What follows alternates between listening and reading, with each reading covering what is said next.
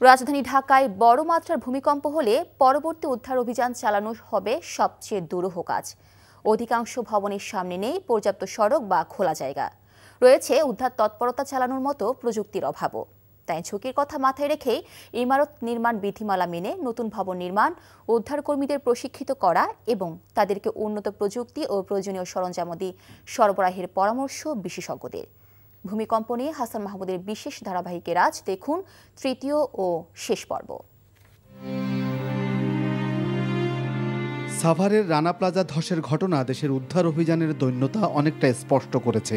রানা প্লাজাই বলে দিচ্ছে 6-এর বেশি মাত্রার একটি ভূমিকম্প দেশকে কতটা ভয়াবহ দুর্যোগের মুখোমুখি করে দিতে পারে। ঢাকাসহ দেশের বিভিন্ন স্থানে যেভাবে অপরিকল্পিতভাবে দালান নির্মাণ হয়েছে তাতে বেশিরভাগ বিল্ডিংয়ের সামনেই নেই পর্যাপ্ত সড়ক।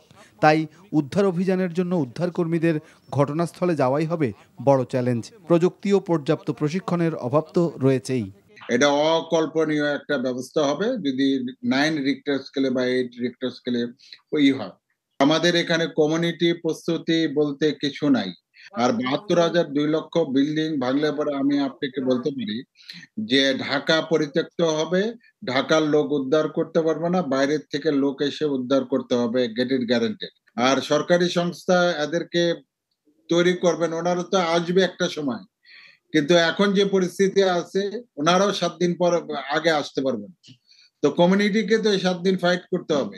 ভবন নির্মাণে মাটি পরীক্ষার জন্য যেসব প্রতিষ্ঠান পাইলিং করে তাদের বেশিরভাগেরই যোগ্যতার ঘাটতি রয়েছে, যা ভূমিকম্পের ঝুঁকি বাড়িয়ে দিচ্ছে।